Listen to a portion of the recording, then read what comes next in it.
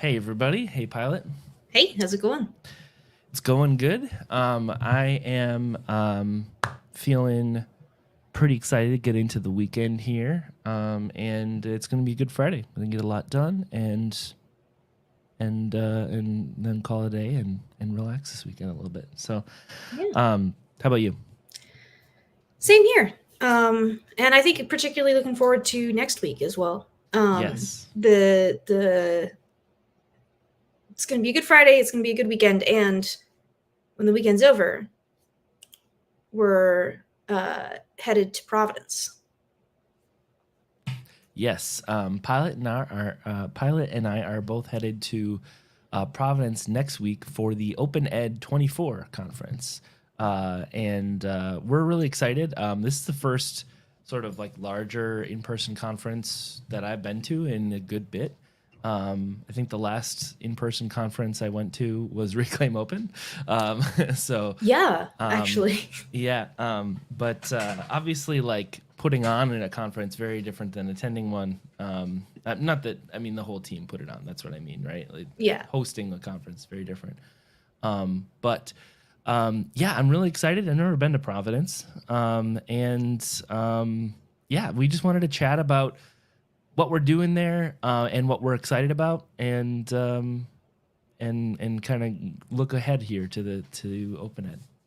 It's our way of getting hyped up for Yes. ourselves. So So I should mention too, the event is hybrid. So there's an in-person component and a virtual component to it. We are actually presenting virtually and attending in person. It's just a circumstance of how this all panned out. We wanted to submit a presentation, and then after a while, we realized that we had the opportunity to present in person, or sorry, to attend in person. So we wanted to do that as well. yeah, I think the Um, original submission was put in with the it was a little bit up in the air who would be presenting yeah. and so who would be available to attend. Hmm. Um, but it worked out for me and Taylor, so kind Yeah. of yes. So, and what we're going to be presenting about is actually a refined form of this presentation that we actually blogged about back in April. We did this one for the SUNY Digital Learning Conference called Reclaiming Our Socials and How You Can Too. And I kind of wanted to talk about what this presentation is. We're not going to necessarily give the entire thing because that's spoiling it Hmm. for anyone who may attend. Um, but also, I'm sure at some point we will give this version of this presentation probably on Reclaim TV. But our kind of thought we gave this presentation for the SUNY conference. It felt like a good fit, and Marin and I kind of led that one. And we came out of that really pleased with it, but also we wanted to keep the road show, the tour going. Basically, we were like, Yeah. this resonated with certain people in a way that's different from a lot of the stuff we normally do. So let's keep this one going. Let's see what we can refine. Let's see what a different audience thinks of this. And so we're doing it again. And I don't know, who knows? We may submit it to another conference too, at some Keep it point. going. I will say it is, similar in idea and purpose, but it has changed a lot since we gave it even in April.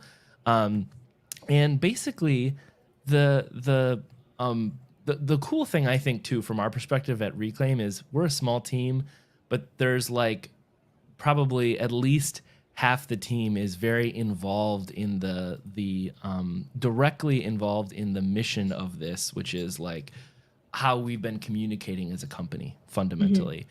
But even further than that, I think just about anyone at the company could tell you why we're doing this, and the importance of it. Um, so this time, Pilot and I are doing it, and I'm very excited to be joined by Pilot as my co-presenter here. Yeah. Um, so what we did at the SUNY conference is we had this presentation. We talked about it was sort of a story framed as a story of like, hey, you know, we were sitting around in 2022 as a company, and concerned about where we were spending our time and energy in terms of our social presence as a company, as a brand, or what, however you want to frame that. And you can imagine that was greatly influenced by what was going on with Twitter. So Yeah. And then that got worse in summer 2023 when Twitter got I think it was 22. I think October. October of 22 was when Twitter got bought out by Elon Musk, which I remember because it happened on my birthday.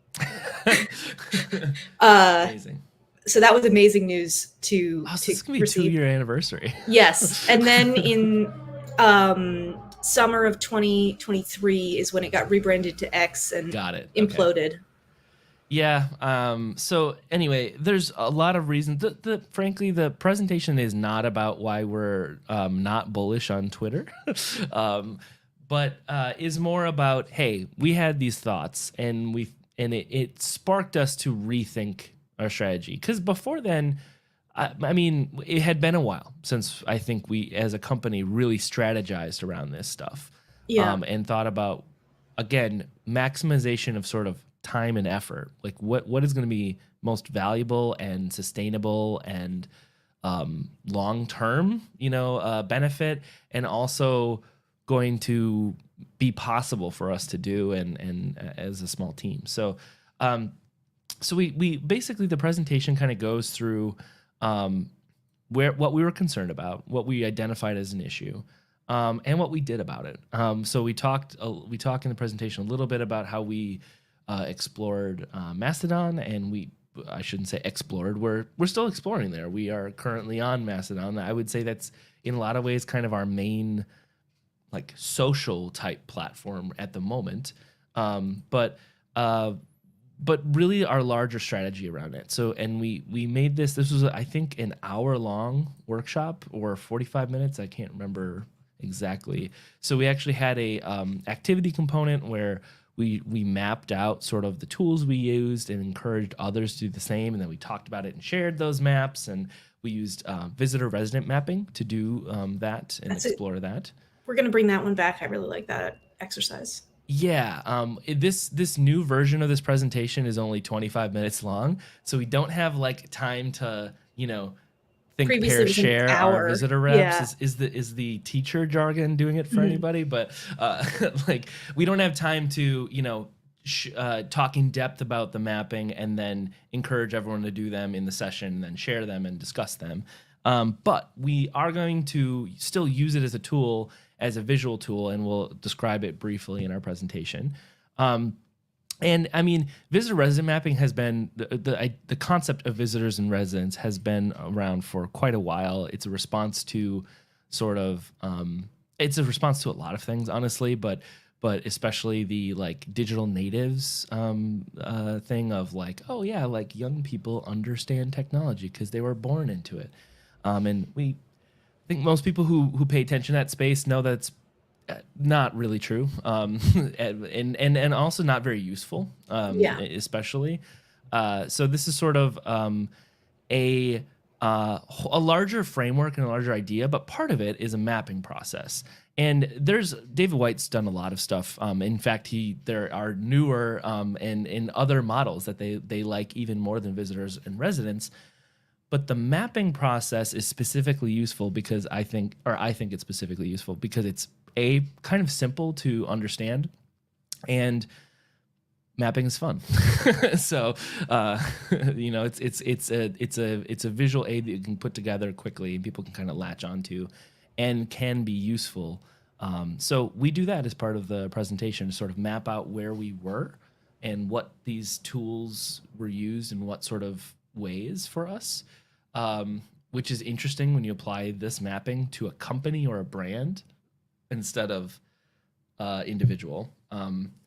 So that's we talk about all of that really, and then we add more things to the map as we go through the presentation and try more tools and explore more spaces and things like that. Everyone loves a 4-quarter alignment chart. Absolutely.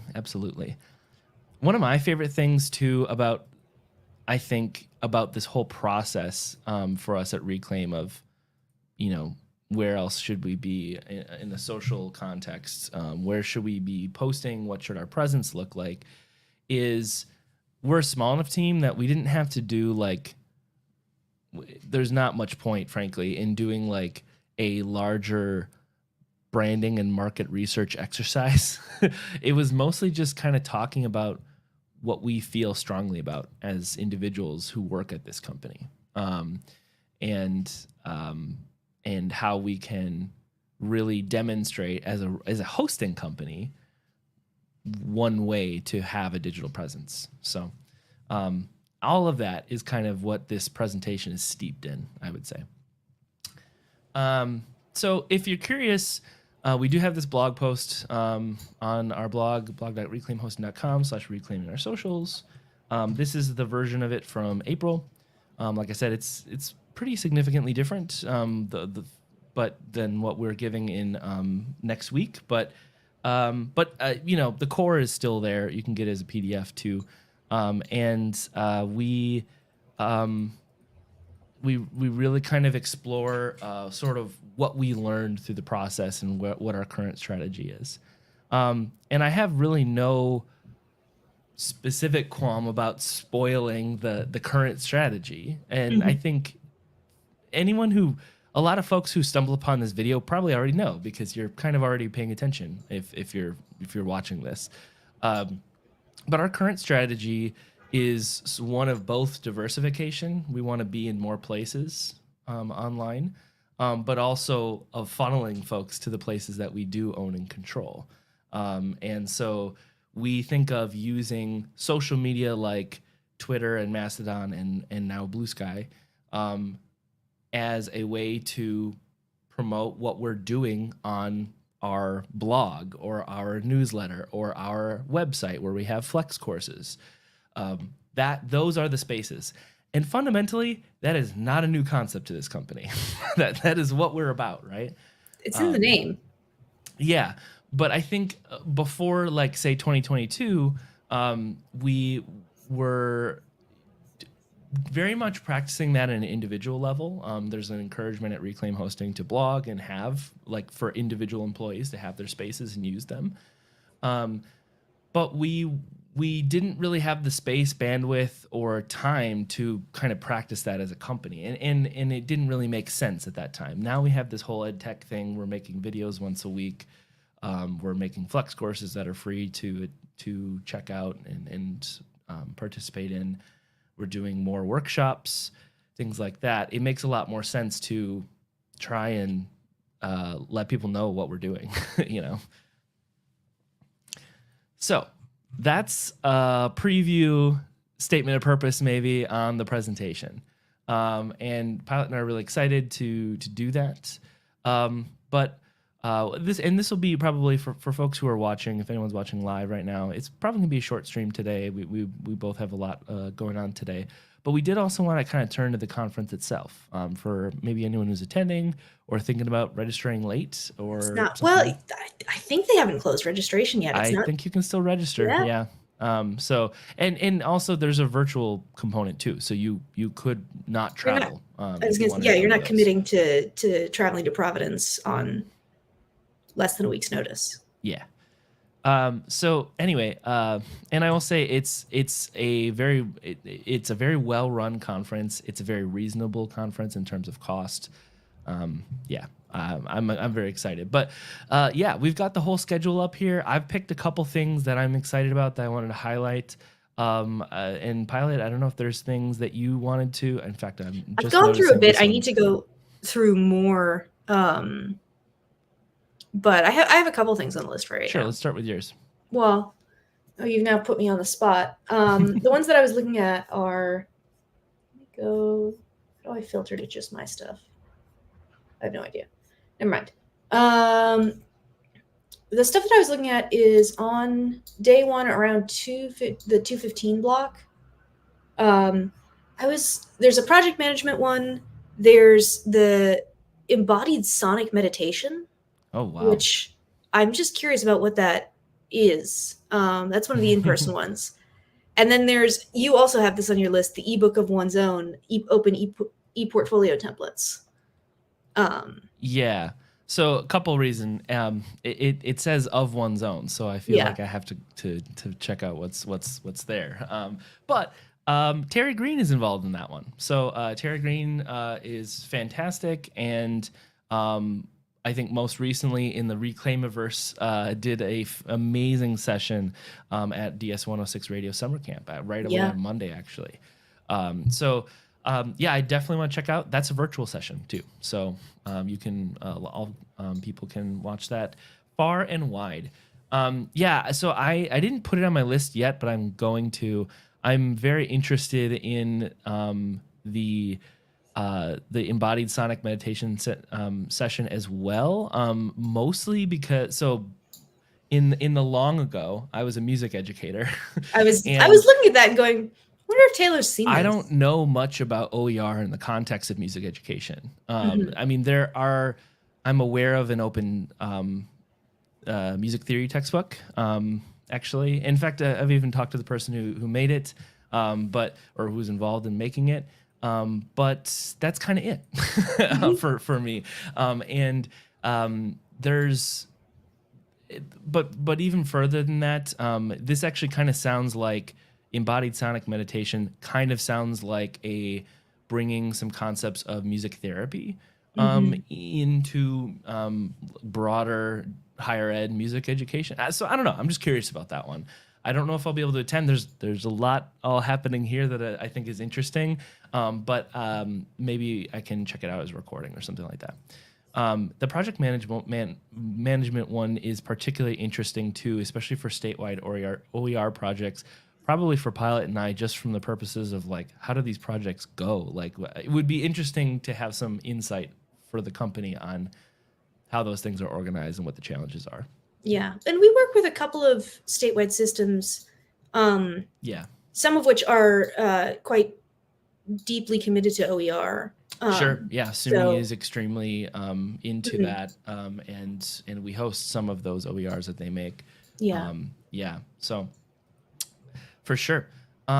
There's a handful of ones I wanted to point out. So I just noticed that actually a whole bunch of folks that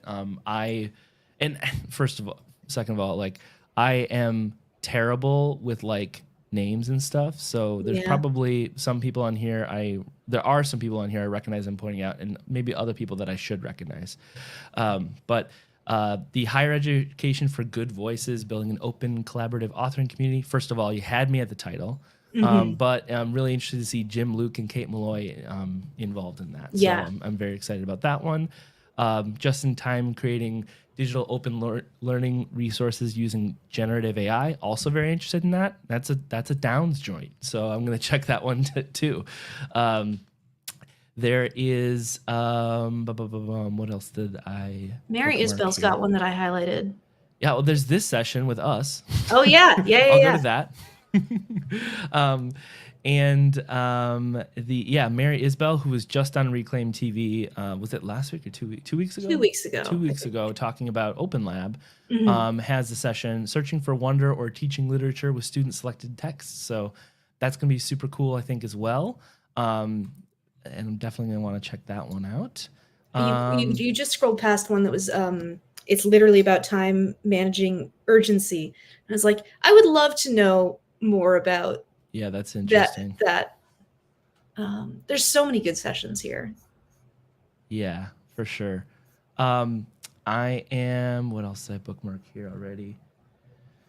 I had things, but I have to spend more time with the schedule yet, and I plan to do most of that on Monday when I'm flying in and stuff like that. Robin DeRosa has a session I definitely want to check out called Against Hope.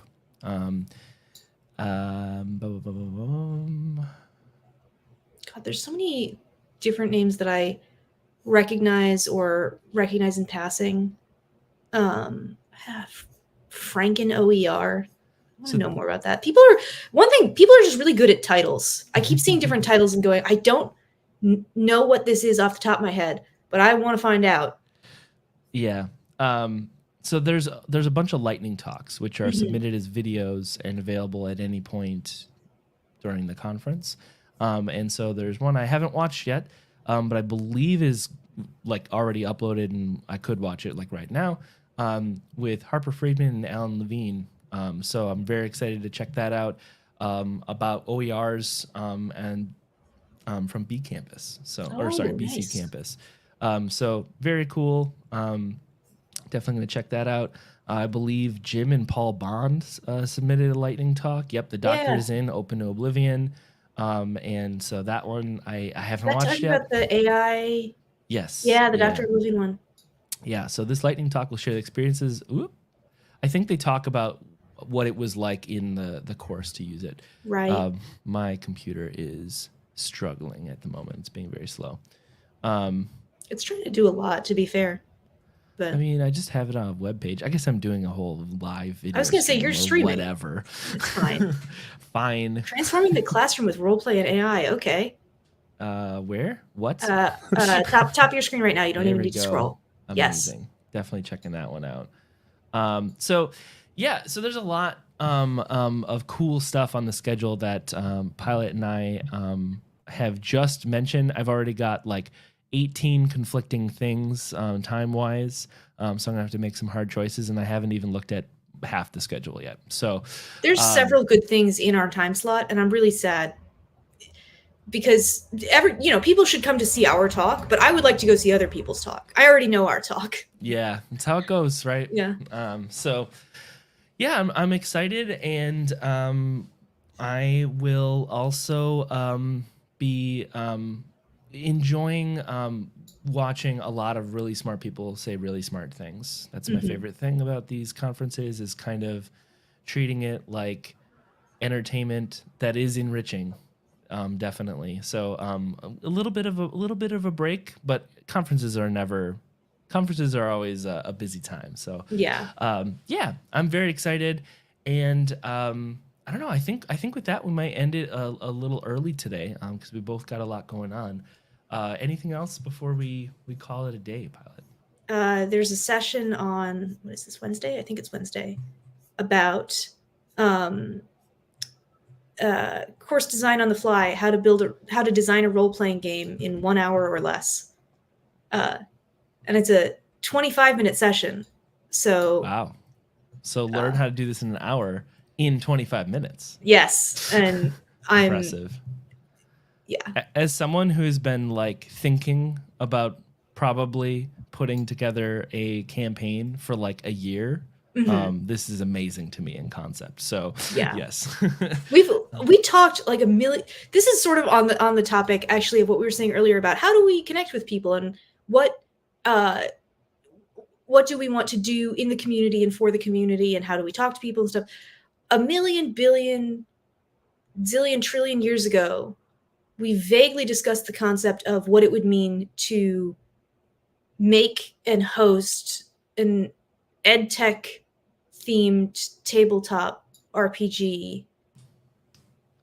I think Pilot, from summer camp, you have started the idea of that. Building is different though. Yeah, building is very different, right? But you could see what the session you did with what's the game called? First time, long time listener, last time caller. Last time caller. I think you could totally see how you could take something like that in concept's not quite the right word, but format, and transform the concept to be more ed tech related, and yeah, there's something there. I think. So well, now, but this session will show me how to build exactly what I need in 25 minutes. You too can learn how to do this in 1 hour. And it's a virtual session. It's a virtual session. So if you can't come to Providence, but you can register, there you go. Yeah, check it out anytime. Or I got so excited, at that time, you should check it out at the time it's at. But anywhere is what I meant to say. Yes. I also think, again, I don't actually remember what the recording situation is for this conference. I don't know. It's a big conference. It's kind of hard to actually record everything at a conference like this. So, oh well. All right. And on that note, yeah, we're gonna call it a day, and thank you all for watching. Have a good one.